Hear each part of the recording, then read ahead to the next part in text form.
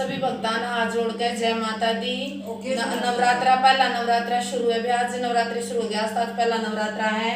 ये माता रानी की जोत जात जगा दी है और सफाई सफाई करी थी मंदिर की। अभी मैं ये बात कहूँ, माता रानी सब जितने भी भक्तजन हैं अपने व्रती भी है नहीं भी है, सब भक्तों की मनोकामना माता रानी पूरी करे, सबके घर में बरकत लावे है। ये अपनी कहानी पूरी पढ़ेंगे, वे जोत लगा दी है। हरी माता रानी का तिलक लगा दें। जय माता दी,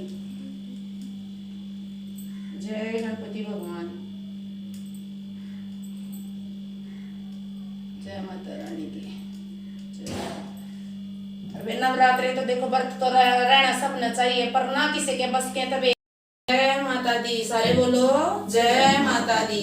माता रानी के नवरात्रि शुरू हो गए बे, पहला नवरात्रा है। इन कथा पढ़ना है, कथा सुनियो बड़े प्यार से ध्यान से। माता रानी की बृहस्पति जी बोले, हे ब्रह्मा जी, आप अत्यंत बुद्धिमान, सर्व शास्त्रों और चारों वेदों को जानने वालों में श्रेष्ठ हो। हे प्रभु, कृपा कर मेरा वचन सुनो। चैत्र आश्विन माघ और आषाढ़ मास के शुक्ल पक्ष में नवरात्र का व्रत और उत्सव क्यों किया जाता है? हे भगवान, इस व्रत का फल क्या है? किस प्रकार करना उचित है? पहले इस व्रत को किसने किया है, सो विस्तार से कहो। बृहस्पति जी का ऐसा वचन सुनकर ब्रह्मा जी को कहने लगे कि हे बृहस्पति, प्राणियों का हित करने की इच्छा से तुमने बहुत ही अच्छा प्रश्न किया है। जो मनुष्य मनोरथ पूर्ण करने वाली दुर्गा, महादेवी, सूर्य और नारायण का ध्यान करते हैं, वे मनुष्य धन्य हैं। यह नवरात्र व्रत संपूर्ण कामनाओं को पूर्ण करने वाला है। इसके करने से पुत्र चाहने वाले को पुत्र, धन चाहने वाले को धन, विद्या चाहने वाले को विद्या और सुख चाहने वाले को सुख मिल सकता है। इस व्रत को करने से रोगी मनुष्य का रोग दूर हो जाता है और कारागार हुआ मनुष्य बंधन से छूट जाता है। जय माता दी। मनुष्य की तमाम आपत्तियां दूर हो जाती हैं और उसके घर में संपूर्ण संपत्तियां आकर उपस्थित हो जाती हैं। बंध्या और काकबंध्या को इस व्रत के करने से पुत्र हो जाता है। समस्त पापों को दूर करने वाले इस व्रत के करने से ऐसा कौन सा मनोरथ है जो सिद्ध नहीं हो सकता? जो मनुष्य इस अलभ्य मनुष्य देह को पाकर भी नवरात्र का व्रत नहीं करता, वह माता पिता से हीन हो जाता है, अर्थात उसके माता पिता मर जाते हैं और अनेक दुखों को भोगता है। उसके शरीर में कुष्ठ हो जाता है और अंग में से हीन हो जाता है। उसके संतानोत्पत्ति नहीं होती है। इस प्रकार वह मूर्ख अनेक दुख भोगता है। इस व्रत को न करने वाला निर्दयी मनुष्य धन और धान्य से रहित हो भूख और प्यास के मारे पृथ्वी पर घूमता है, गूंगा हो जाता है। और जो सुहागिन स्त्री भूल से इस व्रत को नहीं करती, वह पति से हीन होकर नाना प्रकार के दुखों को भोगती है। यदि व्रत करने वाला मनुष्य सारे दिन का उपवास न कर सके तो एक समय भोजन कर सकता है और उस दिन बंधुओं सहित नवरात्र व्रत की कथा श्रवण करे। हे बृहस्पति, जिसने पहले इस व्रत को किया है उसका पवित्र इतिहास मैं तुम्हें सुनाता हूँ, तुम सावधान होकर सुनो। जय माता दी। इस प्रकार ब्रह्मा जी के वचन सुनकर बृहस्पति जी बोले, हे ब्राह्मण, मनुष्यों का कल्याण करने वाले इस व्रत के इतिहास को मेरे लिए कहो, मैं सावधान होकर सुन रहा हूँ। आपकी शरण आए हुए मुझ पर कृपा करो। ब्रह्मा जी बोले, पीठत नाम के मनोहर नगर में एक अनाथ नाम का ब्राह्मण रहता था। वह भगवती दुर्गा का भक्त था। उसके घर संपूर्ण सद्गुणों से युक्त मानव ब्रह्मा की सबसे पहली रचना ही हो ऐसी यथार्थ नाम वाली सुमति नाम की एक अत्यंत सुंदरी पैदा हुई। वह कन्या सुमति अपने घर के बालकपन में अपनी सहेलियों के साथ क्रीड़ा करती हुई इस प्रकार बढ़ने लगी जैसे शुक्ल पक्ष में चंद्रमा की कला बढ़ती है। उसका पिता प्रतिदिन दुर्गा की पूजा और होम किया करता था।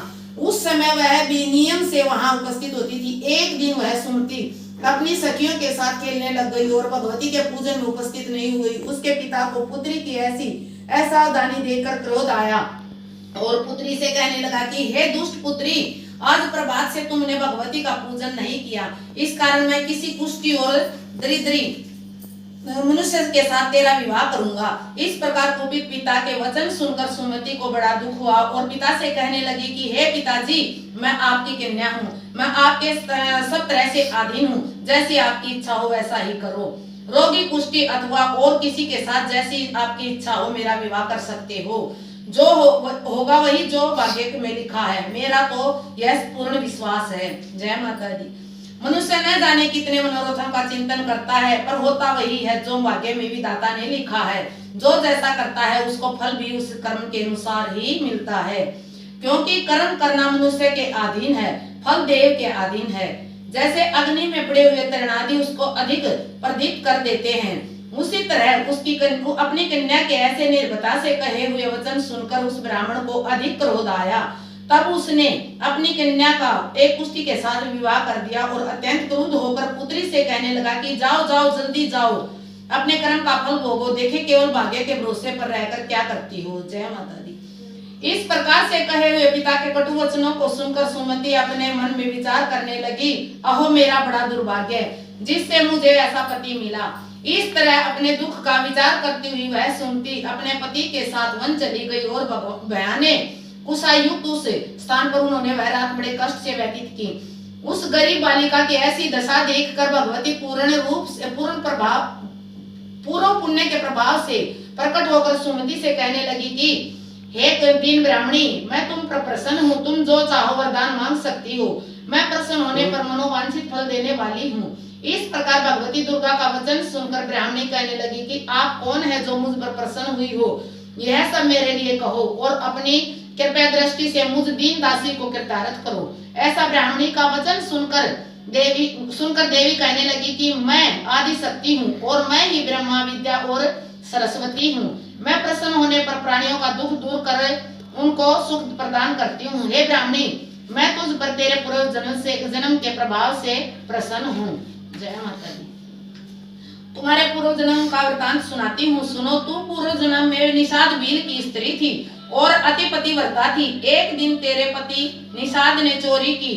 चोरी करने के कारण तुम दोनों को सिपाहियों ने पकड़ लिया और ले जाकर जेल खाने में कैद कर दिया। उन लोगों ने तेरे को और तेरे पति को भोजन भी नहीं दिया।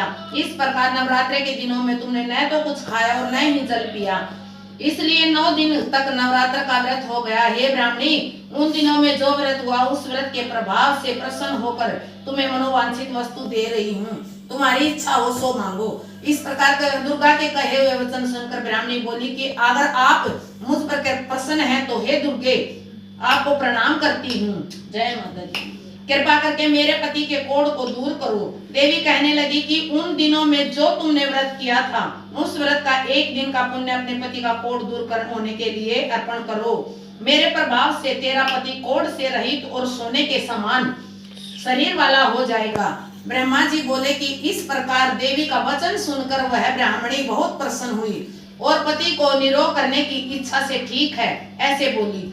तब तक उसके पति का शरीर भगवती दुर्गा की कृपा से कुष्ठहीन होकर अति कांति युक्त हो गया, जिसकी कांति के सामने चंद्रमा की कांति भी क्षीण हो जाती है। वह ब्राह्मणी पति की मनोहर देह को देखकर देवी को अति पराक्रमी वाली समझकर स्तुति करने लगी कि हे दुर्गे, आप दुर्गत को दूर करने वाली, तीनों जगत का संताप करने वाली, समस्त दुखों को दूर करने वाली, रोगी मनुष्य को निरोग करने वाली, प्रसन्न होने पर मनोवांछित वस्तु को देने वाली और दुष्ट मनुष्य का नाश करने वाली हो। तुम ही सारे जगत की माता हो, पिता हो। हे अम्बे, मुझ अपराध रहित अबला का मेरे पिता ने कुष्ठा के साथ विवाह कर मुझे घर से निकाल दिया। उसकी निकाली हुई पृथ्वी पर घूमने लगी। आपने ही मेरा इस आपत्ति रूपी समुद्र से उद्धार किया है। हे देवी, आपको प्रणाम करती हूँ। जय माता दी। मुझ दीन की रक्षा करो। ब्रह्मा जी बोले कि हे बृहस्पति, इसी प्रकार उस सुमति ने मन से देवी की बहुत स्तुति की। उसकी की हुई स्तुति सुनकर देवी को बहुत संतोष हुआ और ब्राह्मणी से कहने लगी कि हे ब्राह्मणी, उदालन नाम का एक अति बुद्धिमान, धनवान, कीर्तिवान और जितेंद्रिय पुत्र शीघ्र ही होगा। ऐसे कहकर वह देवी उस ब्राह्मणी से फिर कहने लगी कि हे ब्राह्मणी, और जो कुछ तेरी इच्छा हो वही मनोवांछित वस्तु मांग सकती हो। ऐसा भगवती का वचन सुनकर सुनती बोली कि हे भगवती दुर्गे, अगर आप मेरे पर प्रसन्न हैं तो कृपा कर मुझे नवरात्रि विधि बतलाइए। हे दयावती, जिस विधि से नवरात्र व्रत करने से आप प्रसन्न होती हैं उस विधि और उसके फल को मेरे लिए विस्तार से वर्णन करें।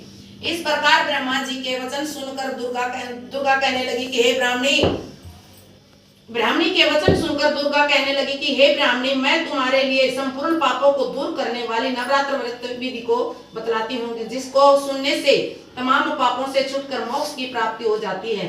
अश्विन मास के शुक्ल पक्ष की पद्रा के से लेकर 9 दिन तक विधि पूर्वक व्रत करें। यदि दिन भर का व्रत न कर सके तो एक समय भोजन करें।